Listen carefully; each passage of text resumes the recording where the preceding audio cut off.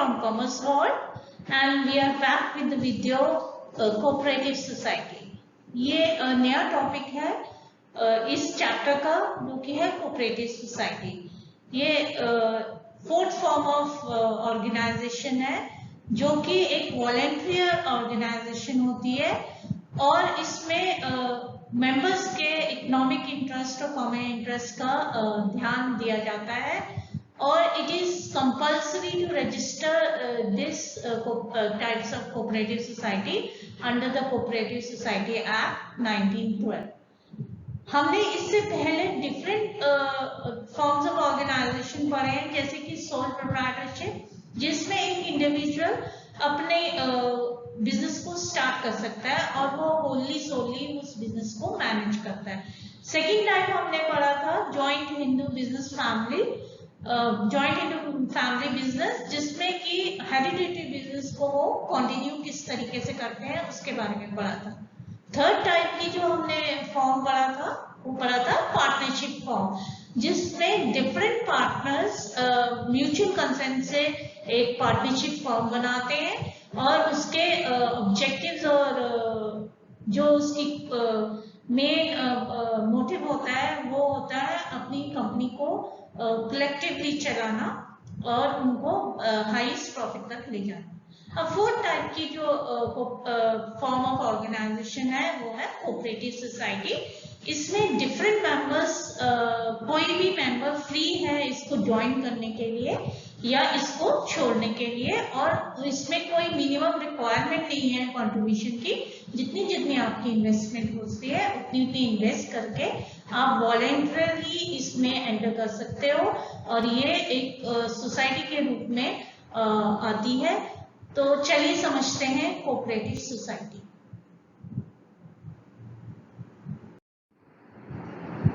तो आज जैसे मैंने आपको अभी समझाया कि कोऑपरेटिव सोसाइटी क्या होती है, कि मेंबर्स म्यूचुअली मिलके एक सोसाइटी बनाते हैं जो कि हेल्प करती है उन मेंबर्स को जो कि इस सोसाइटी में वॉलेंटरी ऐड हो जाते हैं।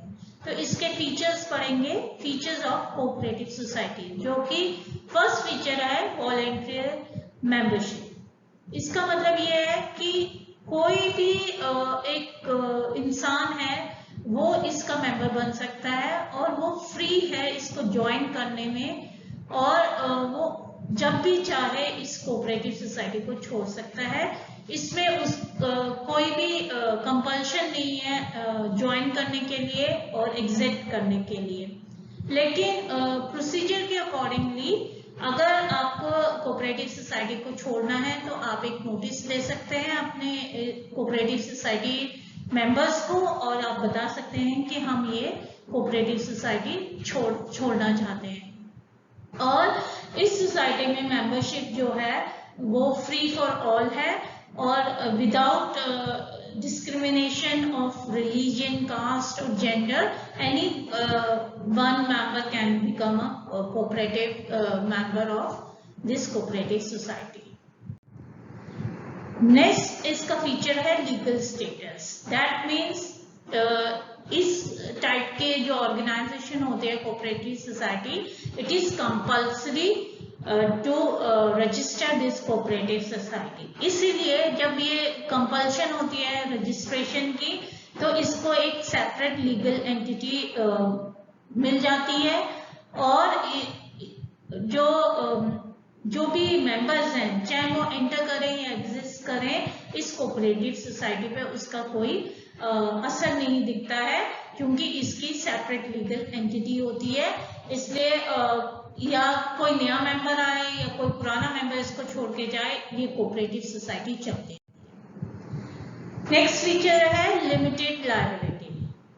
इसका मतलब ये है कि हर एक मेंबर की लायबिलिटी उतनी ही है जितना उसने कैपिटल कंट्रीब्यूशन किया है इस सोसाइटी को बनाने में, या जितना उसने अपना इन्वेस्टमेंट किया है इस सोसाइटी में उसकी उतनी ही लायबिलिटी है। अनलिमिटेड लायबिलिटी नहीं होती है, जितना आप इन्वेस्ट करते हो उतनी ही लायबिलिटी आपकी होती है। फोर्थ फीचर जो है इसका है कंट्रोल। मैनेजमेंट और इस सोसाइटी का, कोऑपरेटिव सोसाइटी का कंट्रोल मैनेजिंग कमेटी के ऊपर होता है, और वो मैनेजिंग कमेटी जो है, ये कोऑपरेटिव सोसाइटी के मेंबर्स आपस में म्यूचुअल कंसेंट से एक मैनेजिंग कमेटी बनाते हैं, जो कि इस पूरे सोसाइटी को कंट्रोल और मैनेज करती है।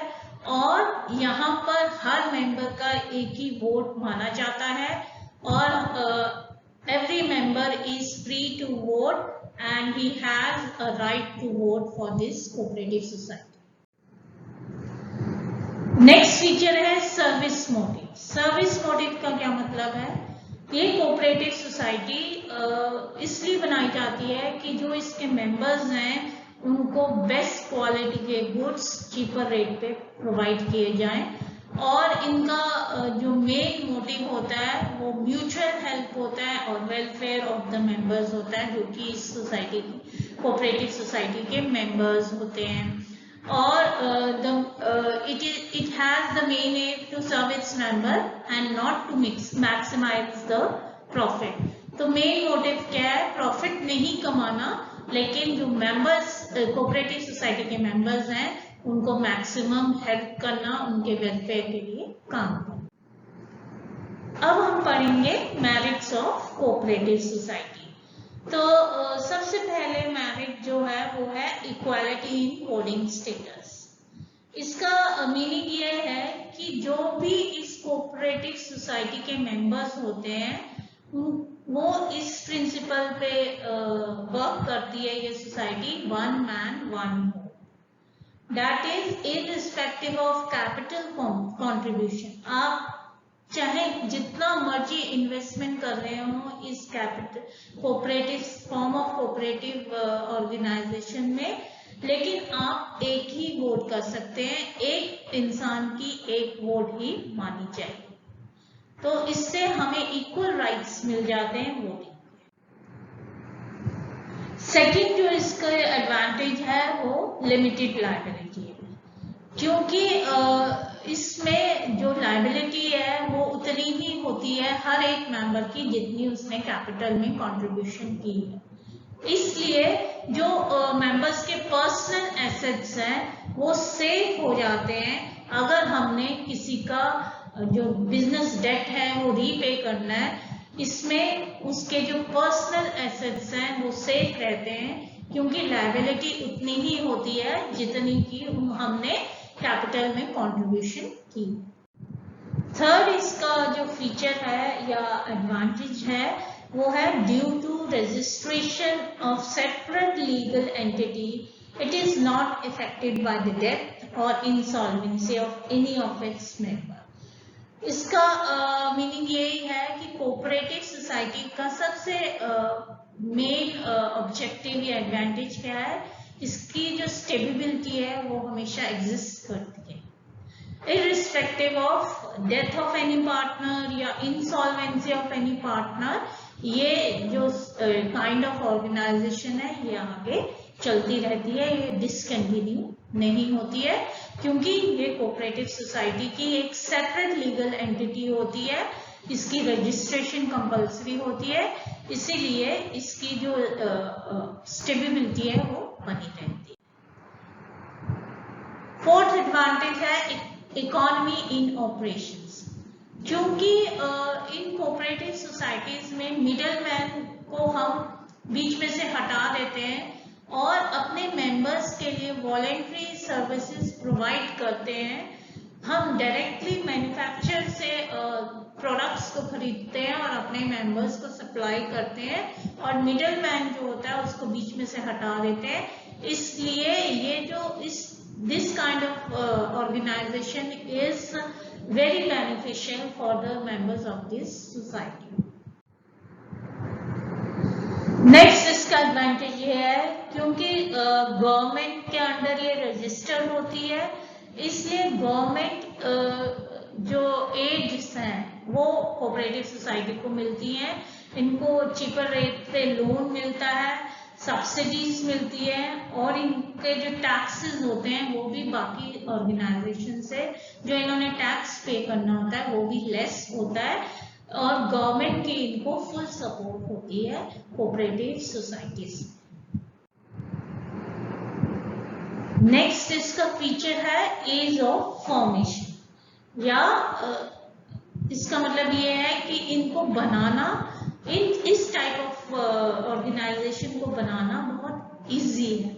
मिनिमम 10 मेंबर्स से आप ये कोऑपरेटिव सोसाइटी स्टार्ट कर सकते हो, और रजिस्टर करने के लिए भी बहुत मिनिमम लीगल फॉर्मेलिटीज है आपको ये कोऑपरेटिव सोसाइटी को रजिस्ट्रेशन करवाने के। नेक्स्ट टॉपिक जो आज हम पढ़ेंगे वो है demerits of cooperative society that और नेक्स्ट जो हम इसमें टॉपिक पढ़ेंगे वो है डीमेरिट्स ऑफ कोऑपरेटिव सोसाइटी और डिसएडवांटेजेस ऑफ कोऑपरेटिव सोसाइटी।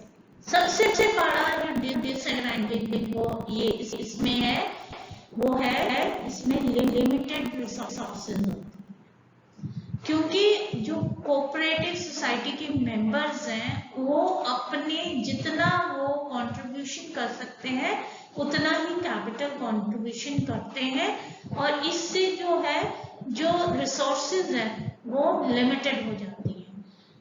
और क्योंकि मेंबर्स को ऐसा लगता है, क्योंकि इसका जो लो डिविडेंड दिया जाता है, डिविडेंड का मतलब है जो प्रॉफिट होता है कोऑपरेटिव सोसाइटी में वो बहुत कम होता है, और उसका बेनिफिट इन मेंबर्स को बहुत कम मिलता है।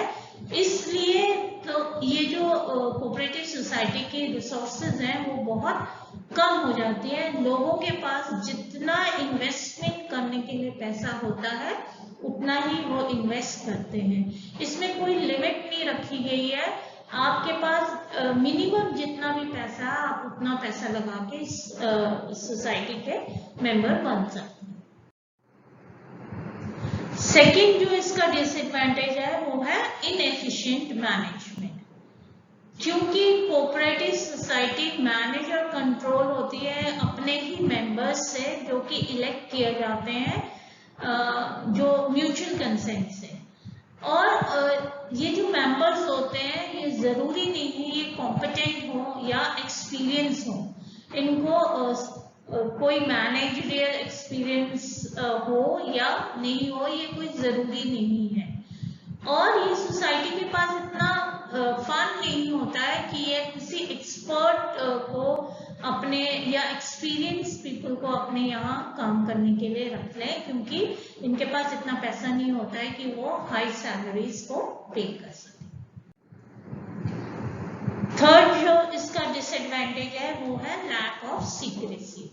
इसके जितने भी बिजनेस एक्टिविटीज या बिजनेस अफेयर्स होते हैं वो ओपनली डिस्कस्ड होते हैं during the meetings of cooperative society, इसीलिए इनकी जो सीक्रेसी मेंटेन करना है वो बहुत डिफिकल्ट हो जाता है, क्योंकि ओपन डिस्कशंस होते हैं।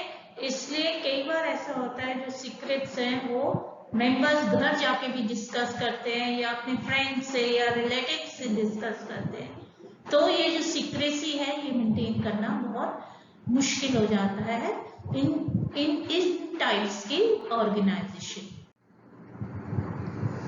फोर्थ डिसएडवांटेज इसका ये है कि गवर्नमेंट कंट्रोल, क्योंकि ये रजिस्टर्ड होती है अंडर द गवर्नमेंट अथॉरिटीज, और गवर्नमेंट के रूल्स और रेगुलेशंस इनको फॉलो करने पड़ते हैं, इनको अपने अकाउंट्स ऑडिटेड करवाने पड़ते हैं, और उन अकाउंट्स की जो कॉपी है वो रजिस्ट्रार के पास सबमिट करवानी पड़ती है। तो एक्सेसिव कंट्रोल होता है गवर्नमेंट का इन टाइप्स की सोसाइटीज के ऊपर, इसलिए वो एक डिसएडवांटेज कई बार बन जाता है कोऑपरेटिव सोसाइटीज के। नेक्स्ट डिसएडवांटेज हम बोल सकते हैं डिफरेंसेस ऑफ ओपिनियन। इसका मतलब ये है क्योंकि डिफरेंट मेंबर्स होते हैं, डिफरेंट सोसाइटी से आते हैं, डिफरेंट कल्चर से आते हैं, डिफरेंट रिलीजन के होते हैं, कई बार इनके जो पॉइंट ऑफ व्यू में डिफरेंसेस आ जाते हैं।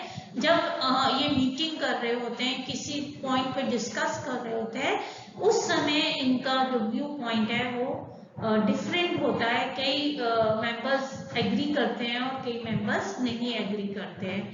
और कई बार किसी मेंबर का पर्सनल इंटरेस्ट जो है वो वेलफेयर मोटिव को डोमिनेट कर देता है और इस कारण बाकी मेंबर्स जो हैं वो हेजिटेट करते हैं या उनके बीच में कॉन्फ्लिक्ट्स आ जाती है।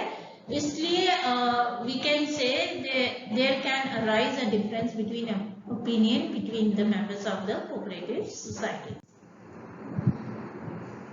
नेक्स्ट टॉपिक जो हम इस कोऑपरेटिव सोसाइटीज में पढ़ेंगे वो है टाइप्स ऑफ कोऑपरेटिव सोसाइटी। बहुत टाइप्स की कोऑपरेटिव सोसाइटीज बनाई गई हैं और उनमें से जो कोऑपरेटिव सोसाइटीज हैं उनके बारे में हम पढ़ें। तो first type of cooperative society is consumers cooperative society.